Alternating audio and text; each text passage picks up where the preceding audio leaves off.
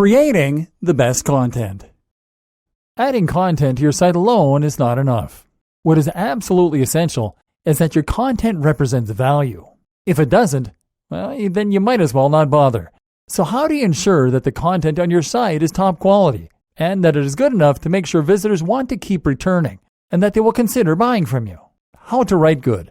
The anatomy of a great blog post. Your aim is to provide value.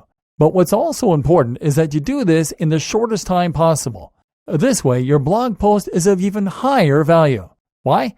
Because for a free piece of writing, the only cost to the visitor is time.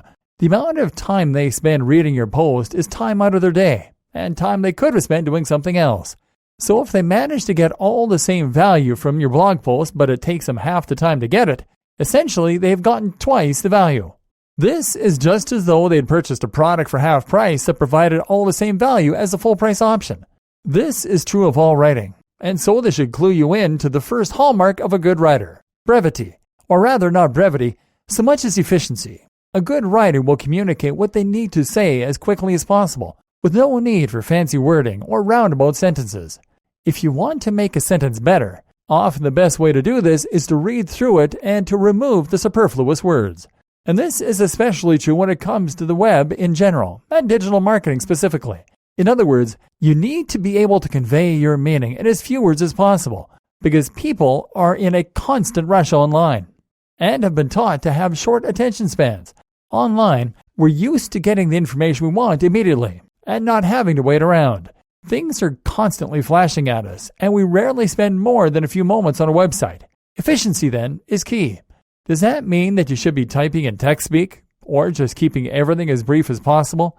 Does that mean that there is no benefit to a good vocabulary? Far from it, because a good vocabulary actually allows you to say more with less. Meanwhile, phrasing your sentences in particular ways, sometimes less direct ways, will sometimes allow you to convey a less obvious meaning. For example, choosing one phrase over another might mean that your reader spends a little longer. But if it better describes a scene or better conveys the tone you want your message to carry, then those words were not wasted. The objective here is not to make your writing as short as possible, but to say as much as possible in the most efficient and entertaining manner. Telling stories. Writing your content in a manner that is efficient is one strategy that is going to help keep your readers on your page and keep them reading. There are others you can use too, though, and this is where you need to start getting strategic. One crucial tip is to use storytelling whenever possible and wherever appropriate. Storytelling means that you are making your content much more personal and phrasing it as something that happened to you or to someone you know. So instead of talking about a technique to earn lots of money, you might instead talk about how you earned lots of money via a certain technique.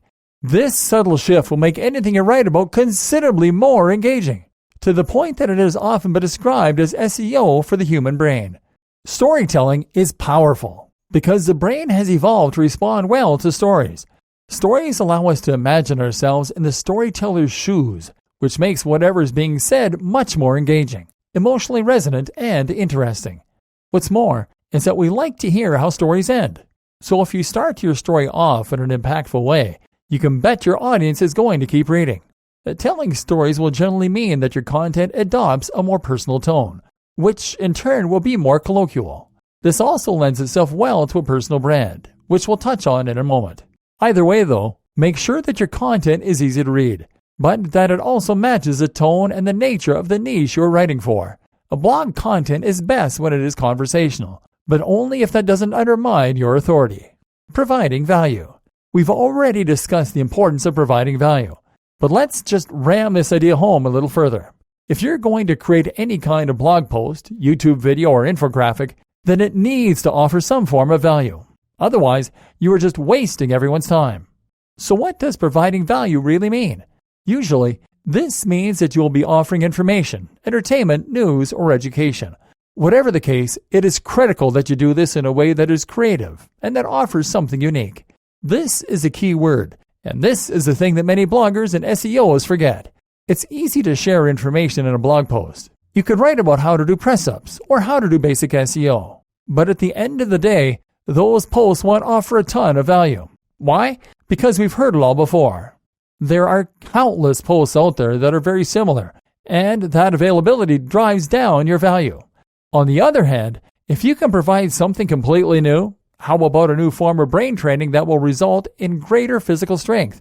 Or what about a powerful hack that can save internet marketers money? Then you'll have something valuable to offer. Don't be generic. Don't be derivative. Offer something completely new, and that way you will be able to get people excited to read your blog posts or watch your YouTube videos. Why infographics are fantastic for internet marketers. If you're looking for a fresh type of content to use on your website or to use for guest posts, then using infographics is a great choice. In this post, we're looking at the advantages of infographics as well as how you can get the most from them. What is an infographic? An infographic is an image that conveys data and information in a graphical way that you can understand at a glance.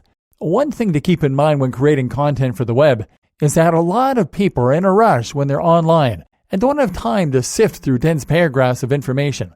An infographic is the perfect antidote to this reality then, as it lets people very quickly get the gist of what you're trying to convey at a glance. Infographics are more attractive than simple charts or graphs though, and will normally be a combination of various data visualizations alongside large typographic quotes, statistics, and other data. When combined in this way, these can be very appealing and really draw the viewer in while presenting the data concisely and effectively. These also make ideal guest posts because they're unique and not easy to create.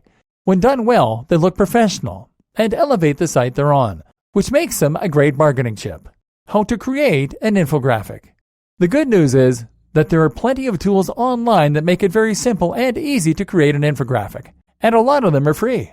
Alternatively, you can simply use some image editing software like Illustrator or even MS Paint if you tidy it up with some effects in Photoshop afterwards.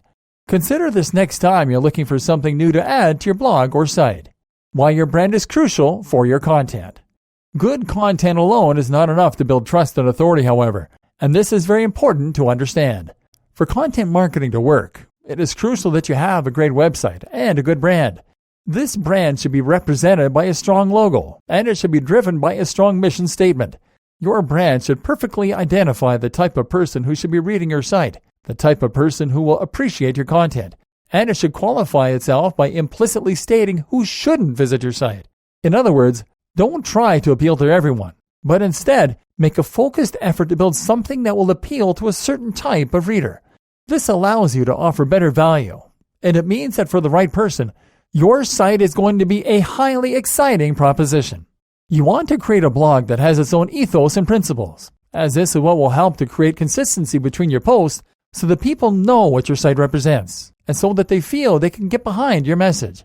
Say you have a health blog. You can be all about the alternative natural medicine, or you can be all about the scientifically proven medicine.